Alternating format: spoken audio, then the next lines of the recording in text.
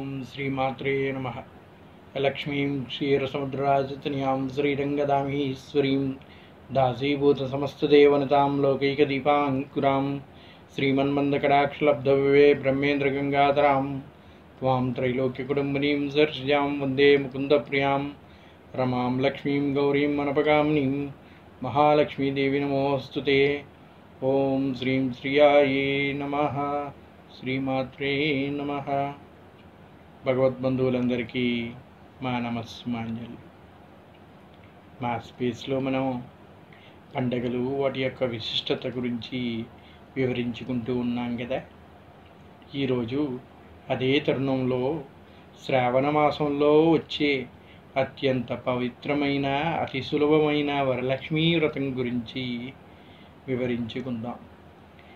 మహాలక్ష్మి, వరలక్ష్మి, శ్రీలక్ష్మి, జయలక్ష్మి, విజయలక్ష్మి లాగా అష్టలక్ష్ములు ఎవరైతే ఉన్నారో వీళ్ళందరికీ జగత్స్వరూపిణిగా వరలక్ష్మీదేవిని పూజిస్తే అష్టలక్ష్మిని కొలిచినట్టుగా అష్టైశ్వర్యాలను కనిపిస్తూ ఉంటుందంట అమ్మవారు.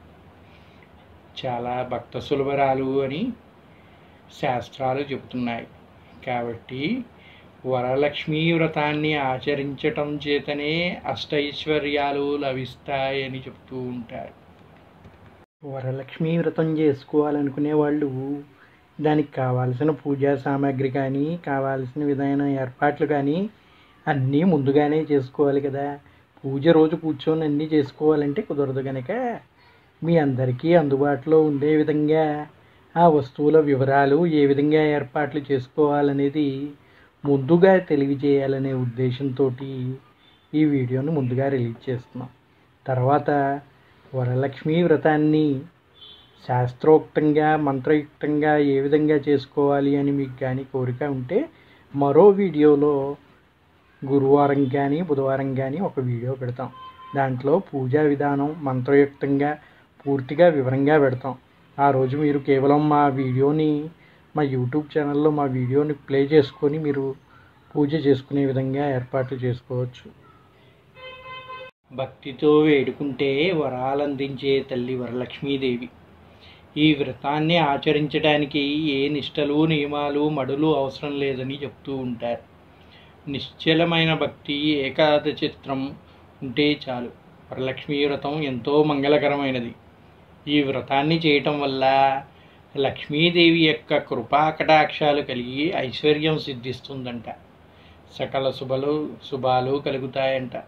స్త్రీలకి దీర్ఘకాలం సుమంగళిగా ఉండేందుకు ఈ వ్రతం ఆచరించటం చాలా ఉపయుక్తంగా ఉంటుంది అని చెప్తారు. లక్ష్మీదేవి సంపదలనిచ్చే తల్లి అంటాం కదా. సంపదలంటే కేవలం ధనం మాత్రమే కాదు. ధనం, ధాన్యం, సంపద, పశు సంపద, గుణ సంపద, జ్ఞాన సంపద మొదలైన ఎన్నో ఉన్నాయి. వర అంటే శ్రేష్టమైన అనే అర్థం కూడా ఉంది. వర అంటే వరాలిచ్చే తల్లి అని కూడా అంటూ ఉంటారు. వరలక్ష్మీ వ్రతానికి అధిదేవత లక్ష్మీదేవి. అష్టైశ్వర్యాలకు సిరి సంపదలకు మూలమైన విష్ణుపత్నిని ప్రత్యేకంగా శ్రావణ మాస శుక్లపక్ష పౌర్ణమి ముందు వచ్చే శుక్రవారంలో పూజించటం సాంప్రదాయంగా వస్తూ ఉన్నది. శ్రావణ మాసం 2వ శుక్రవారం వరలక్ష్మీ వ్రతాన్ని రోజున తెల్లవారుజామునే నిద్రలేచి అభ్యాంగన స్నానం ఆచరించాలి. ఇంటికి ఈశాన్య భాగంలో ఆవు పేడతో అలికి ముగ్గులు పెట్టి మండపాన్ని ఏర్పాటు చేసుకోవాలి. శ్రావణ పౌర్ణమిలో ముందు వచ్చే శుక్రవారం రోజున వరలక్ష్మీ వ్రతాన్ని ఆచరించాలి అని చెప్తారు. ఆ రోజున వీలు కాని వాళ్ళు ఉంటారు కదండి. అటువంటి వారు ఆ మాసంలో వచ్చే మరో శుక్రవారంలో కూడా ఈ వ్రతాన్ని చేసుకోవచ్చంట. ఈ వ్రతానికి ఏమేం కావాలండి, ఎలా చేయాలి అని చెప్పేసి అందరూ కూడా కనుక్కోవాలని చూస్తూ ఉంటారు కదా. వాళ్ళ కోసమే ఏమేమి కావాలి, ఏ విధంగా చేయాలి అనేది మనం ఇప్పుడు చెప్పుకుందాం. ముఖ్యంగా నైవేద్యంగా ఆవు పాలతో చేసిన పదార్థాలని లక్ష్మీదేవికి అర్పించాలి అంటారు. సరే, అన్ని చోట్ల ఆవు పాలు దొరకవు కనుక అది దొరకని వాళ్ళు మీకు దొరికిన పాలతోటే చేయొచ్చు. పూజలో కనకదార అస్తాపం, లక్ష్మీ సహస్రనామాలు చదువుకోవాలి అని చెప్తారు. శ్రీ వరలక్ష్మి పూజా సామాగ్రి ఏమేమి కావాలో చూసుకుందాం ఇప్పుడు. పసుపు, కుంకం, గంధం, విడిపూలు, పూలమాలలు, ఆవు పాలు, తమలపాకులు, ఒక్కలు, ఖర్జూరాలు, అగరవత్తులు, కర్పూరం, చిల్లర పైసలు, తెల్లని వస్త్రం, రవికల గుడ్డ, మామిడాకులు, 5 రకాల పళ్ళు, అమ్మవారి ఫోటో లేదా మీ దగ్గర ఉండే మూర్తి, కలశం ఆచారం ఉన్న వాళ్ళకి, కొబ్బరికాయలు, తెల్లదారం లేదా నోము దారం, పసుపు రాసిన కంకణం కోసం, ఇంటిలో తయారు చేసిన నైవేద్యాలు, బియ్యం, పంచామృతాలు, దీపపు కుందులు, ఒత్తులు, నెయ్యి. వీటిలో మీ స్తోమతకి తగినట్టుగా ఏర్పాటు చేసుకోవచ్చు. వ్రతానికి అధిదేవత అయిన లక్ష్మీదేవి ఒకనాటి రాత్రి సమయంలో చారిమతికి కలలో సాక్షాత్కరించిందంట. ఈ వ్రతం ఎందుకండి చేస్తున్నారు, దీనికి శాస్త్రాలు పురాణ కథలు ఏమన్నా ఉన్నాయి అంటే ఉన్నాయండి. చారుమతీదేవి అని ఒక మహాపతివ్రత ఉండేది. ఆవిడ కలలో లక్ష్మీదేవి సాక్షాత్కరించిందంట. సువాసనులందరూ చేసే ప్రభావవ్రతం శ్రీ వరలక్ష్మి సమస్త వసుప్రదే సుప్రదే శుక్రవారం రోజు జరుపుకునే వరలక్ష్మీ వ్రతంతో ధన కనక వస్తువాహనాది సమృద్ధులకు మూలం. శ్రావణ శుక్రవార వ్రతాలతో పాపాలు తొలగి లక్ష్మీ ప్రసన్నత కలుగుతుంది అని చెప్పారండి. మరి ఈ వ్రతాన్ని ఎలా ఆచరించాలి, వ్రత విధానం ఏమిటి అని కూడా అందరికీ ఎంతో మీమాంస ఉంటుంది కదా. వరలక్ష్మి వ్రతానికి ముందు రోజుగానే ఇంటిని, పూజ గదిని శుభ్రం చేసుకోవాలి. ఈశాన్య దిక్కున ఉండేటట్టుగా గృహంలో మీరు ఎక్కడైతే పూజ చేయాలనుకుంటున్నారో ఆ ప్రదేశం ఈశాన్య దిక్కుగా ఉండేటట్టుగా చూసుకోండి. పూజా గదిలో మీకు అంత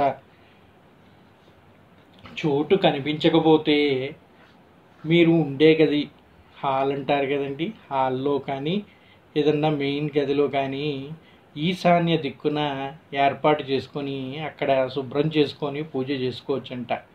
ఇంటి గుమ్మాలకు పసుపు కుంకుమలను రాసుకోవాలి.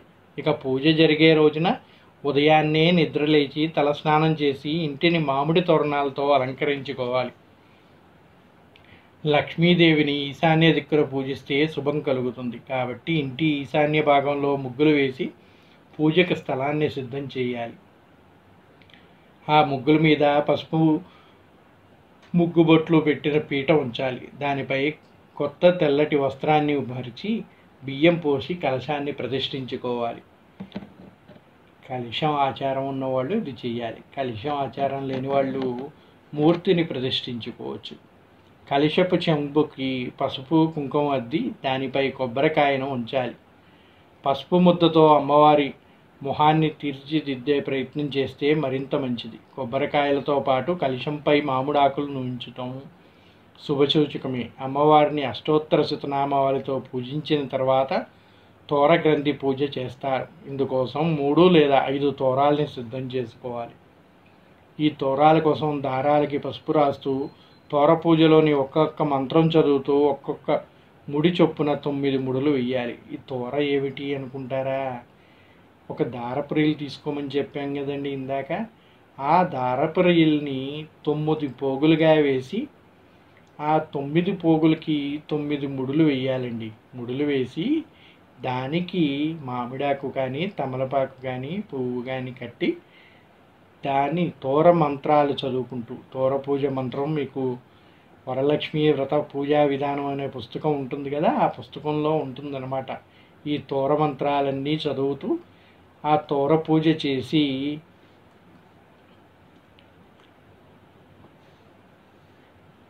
ఒక్కొక్క ముడి చొప్పున 9 ముడులు వేయాలి. వాటి మధ్యలో కుంకుమ బొట్లు పెడుతూ అలా కుంకుమ బొట్లు పెట్టిన చోట పూలని కానీ తమలపాకులు కానీ ముడివేయాలి. ఇక పూజ సమయంలో అమ్మవారికి ఇష్టమైన ద్రవ్యాలు ఆవు నెయ్యి ఉంటే చాలు ఇష్టమట. అందుకని పూజలో ఆవు నెయ్యితో చేసిన దీపం వెలిగిస్తే మంచిది. అలాగే ఆవు పాలతో చేసిన పరమాన్నం కానీ పాయసం కానీ నివేదిస్తే అమ్మవారు ప్రసన్నురాలవుతారని, వీటితో పాటు మన శక్తి కొలది తీపి పదార్థాలని అమ్మవారికి నివేదించవచ్చు. కొబ్బరికాయన్నా అరటిపండన్నా లక్ష్మీదేవికి ప్రీతికరం కాబట్టి ఈ పండ్లు కూడా అమ్మవారికి నివేదించటం మరవకూడదు. వరలక్ష్మీ పూజలో భాగంగా అష్టోత్తర శతనామావళి, మహాలక్ష్మి అష్టకం తప్పకుండా ఉంటాయి. వీటితో పాటు కనకదారాస్తవం, లక్ష్మీ సహస్రనామం, అష్టలక్ష్మి స్తోత్రం చదివితే అమ్మవారు మరింత ప్రసన్నరాలవుతారు. అయితే వీటిల్లో మీ శక్తి కొలది మీరు చదవగలిగే వాటిని మాత్రం చక్కగా చదవండి. మీరు అవన్నీ చెయ్యలేమండి, మేము అంతగా చదువుకోలేము, ఇన్ని మంత్రాలంటే మా వల్ల కాదంటే ఓం శ్రీ వరలక్ష్మీదేవ్యై నమః, శ్రీ మహాలక్ష్మ్యై నమః, ధనలక్ష్మ్యై నమః అంటూ అష్టలక్ష్మీదేవి యొక్క నామాలు ఉంటాయి కదండి. ఆ నామాలనే స్మరిస్తూ 108 సార్లు పూజ జరిపించినా సరిపోతుంది. మీ శక్తి కొలది పూజ ముగిసిన తర్వాత ఎట్టి పరిస్థితుల్లోనూ లక్ష్మీ అమ్మవారిని ఏదైతే మీరు ప్రతిష్ఠించుకున్నారో ఆ పసుపు ముద్ద కానీ కలశాన్ని కానీ ఎట్టి పరిస్థితుల్లోనూ ఆ రోజు ఉద్వాసన చెప్పకూడదంట. అలా చెప్తే ఇంటి నుండి లక్ష్మీదేవిని పంపినట్లు అవుతుంది అంటారు. కలశానికి ఇరువైపులా ఏనుగు ప్రతిమలు పెట్టడం మర్చిపోకండి. ఒకవేళ అవి ఉంటే ఇంకా మంచిది. అది లేని పక్షంలో 2 పసుపు ముద్దల్ని ఏనుగు ఆకారంగా భావించి ఆ రూపంలో పెట్టి వాటికి పూజ చేయొచ్చు. అమ్మవారికి అభిముఖంగా నిలపాలి. వరలక్ష్మి వ్రతం రోజు ఉపవాసం కానీ జాగరణ కానీ ఉండాలని ఖచ్చితమైన నియమం ఏమీ లేదు. కానీ పూజ ముగిసేదాకా ఎలాంటి ఆహారము తీసుకోకూడదు. అన్ని వ్రతాలలాగా మీరు ఉపవాసం ఉండి జాగరణ చేయాల్సిన అవసరం లేదండి వరలక్ష్మి వ్రతానికి మీరు తాంబూలాలు ఇచ్చిన తర్వాత చక్కగా ప్రసాదాలన్నీ స్వీకరించవచ్చు అన్నమాట.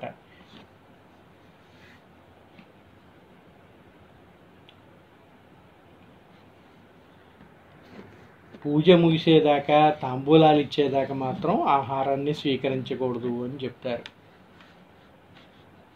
ఇలాంటి జాగ్రత్తలన్నీ తీసుకొని వ్రతం చేయటం వల్ల ఎటువంటి అమంగళము జరగదని పండితులు చెప్తున్నారు. ఇది చాలా భక్తి సులభమైన వ్రతం అండి. వరలక్ష్మి వ్రతానికి ఎక్కువగా నియమాలు కానీ ఈ విధంగానే ఉండాలని కానీ ఏమీ లేదండి. మీ శక్తి కొలది చేయొచ్చు. ఇవన్నీ మా దగ్గర లేవండి, ఇన్ని చేసుకోవాలంటే మా వల్ల కాదండి, అమ్మవారి పైన భక్తి శ్రద్ధలతో పూజ మాత్రం చేయగలుగుతామంటే మీ శక్తి కొలది మీరు చేయొచ్చు. చెప్పినవన్నీ ఆడంబరాలతో ఇవన్నీ చేయాల్సిన అవసరం లేదండి. వరలక్ష్మీదేవి ఎంతో భక్త సులభరాలంట. భక్తితో ధ్యానిస్తే చాలు ఆమె మీ వరాలన్నింటినీ తీరుస్తుంది. మీరు కోరిన కోరికలన్నీ ఇష్టకామ్యాలన్నీ సిద్ధింపజేస్తుంది అని చెప్తారు పెద్దలు. ఏమేం కావాలో చూసుకున్నాం కదా, అది ఏ విధంగా అమర్చాలి, పూజను ఎలా చేయాలి అనేది చూసుకుందాం. ఇప్పుడు వరలక్ష్మీ వ్రతాన్ని ఆచరించే రోజు ఉదయాన్నే తలస్నానం చేసి ఇంటిని శుభ్రంగా చేసుకుని ఉంచుకున్నారు కదా ముందు రోజు, ఆ మందిరంలో ఒక మండపాన్ని ఏర్పాటు చేసుకోవాలి. ఈ మండపం అంటే పీట పెట్టుకోవచ్చండి. పీట పైన బియ్యపు పిండితో ముగ్గు వేసి కలశం ఏర్పాటు చేసుకోవాలి. కలశం సాంప్రదాయం లేని వాళ్ళు పసుపు ముద్దతో అమ్మవారిని తయారు చేసుకొని, లేదా మీ దగ్గర కానీ వెండి నాణెం కానీ అమ్మవారి రూపు కానీ ఏదన్నా ఉంటే వాటికైనా పూజ చేసుకోవచ్చు. అలాగే పూజా సామాగ్రి అన్నీ తెచ్చుకొని దగ్గర పెట్టుకొని తోరలు, అక్షతలు, పసుపు గణపతిని ముందుగానే సిద్ధం చేసుకొని ఉంచుకోవాలి.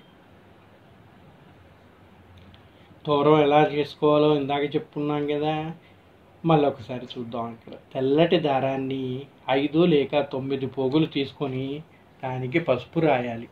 ఆ దారానికి 5 లేక 9 పూలు కట్టి ముడులు వేయాలి. అంటే 5 లేక 9 పోగుల దారాన్ని ఉపయోగించి 5 లేదా 9 పువ్వులతో 9 ముడులతో తోరణి తయారు చేసుకోవాలి. పీఠం వద్ద ఉంచి పుష్పాలు, పసుపు, కుంకుమ, అక్షతలు వేసి తోరణను పూజించి ఉంచుకోవాలి. ఆ విధంగా తోరణను తయారు చేసుకున్న తర్వాత పూజకి సిద్ధం కావాలి. ఆ తర్వాత గణపతిని చేసి పెట్టుకున్నారు కదండి, పసుపు గణపతిని. ముందుగా పసుపు గణపతికి పూజ చేయాలి. ఆవాహనం చేసి గణపతి అష్టోత్తరం చదివి తర్వాత మీరు కలశం కానీ పెట్టుకుంటే కలశ పూజ చేయాలి. కలశ పూజ అయిన తర్వాత అదాంగ పూజ, పూలు లేదా అక్షతలతో కలశానికి అదాంగ పూజ చేయాలి. వరలక్ష్మి అష్టోత్తర శతనామావళి తర్వాత జరుపుకొని తోర పూజతో ముగించాలి. ఈ మంత్రాల అనంతరం వరలక్ష్మీ కథని తప్పక వినాలండి. వరలక్ష్మీ వ్రతంలో అత్యంత ముఖ్యమైన ఘట్టం ఏమిటంటే పూజ అంతా ముగించుకున్న తర్వాత వరలక్ష్మి వ్రత కథని వినాలి. ఈ వ్రత సంపూర్ణ ఫలం మీకు దక్కాలి అంటే ఈ కథ వినాలండి. ఈ కథ వింటూనే మీకు అష్టైశ్వర్యాలు సిద్ధిస్తాయి, ఇష్టకామ్యాలు ఫలిస్తాయి అని చెప్పి శాస్త్రాలు చెబుతూ ఉన్నాయి. వరలక్ష్మి వ్రత కథ విన్న తర్వాత పూజ అనంతరం అక్షితలు శిరస్సుపై చల్లుకోవాలి. ఆ తర్వాత ముత్తైదువులను పిలిచి తాంబూలాలు ఇవ్వాలంట. అందరికీ తీర్థప్రసాదాలు మీరు ఏవైతే నైవేద్యంగా పెట్టారో అవి వారికి కూడా పంచి అమ్మవారికి పెట్టిన నైవేద్యాన్ని మీరు ఆరగించాలి. రాత్రి మీకు ఉండగలిగితే రాత్రిపూట ఉపవాసం చేయవచ్చు, కానీ పూజ తర్వాత అమ్మవారికి నివేదించిన నైవేద్యాన్ని ప్రసాదంగా స్వీకరించాలి. ఒకవేళ మీరు ఉపవాసం ఉండదలుచుకుంటే ఆ రోజు రాత్రిపూట ఉపవాసం చేయవచ్చు అని చెప్తున్నారు. లేని పరిస్థితిలో ఉపవాసం కానీ జాగరణ కానీ నియమం అయితే వరలక్ష్మి వ్రతానికి లేదు అండి. భక్తితో వేడుకుంటే వరాలందించే తల్లి వరలక్ష్మీదేవి. ఇక వరలక్ష్మీదేవి యొక్క వ్రత విశిష్టత, పరమేశ్వరుడు పార్వతీదేవికి వరలక్ష్మి వ్రత కథని ఏ విధంగా చెప్పాడు అనేది వరలక్ష్మి వ్రత కథలో మనం చెప్పుకుందాం. వరలక్ష్మి వ్రత కథకి ఎంతో విశిష్టత ఉందండి. ఈ కథని పరమేశ్వరుడు, సాక్షాత్తు పరమేశ్వరుడే పార్వతీదేవికి ఈ వరలక్ష్మి వ్రత విధానాన్ని వివరించాడంట. అది ఏమిటనేది ఇప్పుడు మనం తెలుసుకుందాం. పూర్వం సౌనకాది మహర్షులను ఉద్దేశించి సూత మహర్షి ఇలా చెప్పాడు: మునులారా, స్త్రీలకు సౌభాగ్యాన్ని ప్రసాదించే ఒక వ్రతాన్ని పరమశివుడు పార్వతీదేవికి చెప్పాడు. లోకోపకారం కోరి ఆ వ్రతాన్ని గురించి మీకు తెలియచేస్తాను, శ్రద్ధగా వినండి అన్నారు. పరమేశ్వరుడు ఒకనాడు తన భస్మసింహాసనంపై కూర్చొని ఉండగా నారద మహర్షి, ఇంద్ర దిక్పాలకులు స్తుతి స్తోత్రాలతో ఆయన్ని కీర్తిస్తున్నారు. ఆ మహత్తర ఆనంద సమయంలో పార్వతీదేవి పరమేశ్వరుడిని ఉద్దేశించి, నాదా, స్త్రీలు సర్వసౌఖ్యాలు పొంది పుత్రపౌత్రాభివృద్ధి తరించుటకు తగిన వ్రతం ఒకదాన్ని చెప్పండి అని కోరిందంట. దానికి ఆ పరమేశ్వరుడు, నీవు కోరిన విధంగా స్త్రీలకు సకల శుభాలు కలిగించే వ్రతం ఒకటి ఉన్నది. అది వరలక్ష్మీ వ్రతం. దాన్ని శ్రావణ మాసం 2వ శుక్రవారం నాడు ఆచరించాలి అని తెలిపాడంట పరమేశ్వరుడు. అప్పుడు విన్న పార్వతీదేవి, ఈ వరలక్ష్మీ వ్రతానికి అధిదేవతలు ఎవరు, ఎలా చేయాలి, ఈ వ్రతం గురించి వివరంగా చెప్పండి అని కోరిందంట. కాత్యాయని, పూర్వకాలంలో మగధ దేశంలో కుండనీం అనే పట్టణం ఒకటి ఉండేది. ఆ పట్టణం బంగారు కూట్యములతో రమణీయంగా ఉండేది. ఈ పురంలో చారుమతి అనే ఒక బ్రాహ్మణ స్త్రీ ఉండేది. ఆమె సుగుణవతి, వినయ విధేయతలు, భక్తి గౌరవాలు గల యోగ్యురాలు. ప్రతిరోజు ప్రాతకాలాన్ని నిద్రలేర్చి భర్త పాదాలకు నమస్కరించి ప్రాతకాల గృహకృత్యాలని పూర్తి చేసుకోవాలని అత్తమామల్ని సేవ చేసి తరించేది. వరలక్ష్మీ వ్రతానికి అధిదేవత అయిన వరలక్ష్మీదేవి ఒకనాటి రాత్రి సమయంలో చారుమతికి కలలో సాక్షాత్కరించింది. ఓ చారుమతి, ఈ శ్రావణ పౌర్ణమి నాటికి ముందు వచ్చే శుక్రవారం నాడు నన్ను పూజించు, నీవు కోరిన ఫలాలు కానుకలు ఇస్తానని అంతర్ధానం అయిందంట. చారుమతి సంతోషించి, ఏ జననీని కృపాకటాక్షాలు కలిగిన వారు ధన్యులు, వారు సంపన్నులుగా విద్వాంసులుగా మన్ననలు పొందుతారు. ఓ పావని, నా పూర్వజన్మ సుకృతం వల్ల నీ దర్శనం నాకు కలిగింది అని పరిపరి విధాల వరలక్ష్మీదేవిని స్తుతించిందంట. అంతలోనే మేల్కుని చారుమతి అదంతా కలగా గుర్తించి తన కలను భర్తకు అత్తమామలకు తెలియజేసిందంట. వారు కూడా చాలా సంతోషించి చారుమతిని వరలక్ష్మీ వ్రతాన్ని చేసుకోమని చెప్పారు. పురంలోని మహిళలు చారుమతి కళను గురించి విని వారు కూడా పౌర్ణమి ముందు రోజు శ్రావణ శుక్రవారం కోసం ఎదురు చూడసాగారు.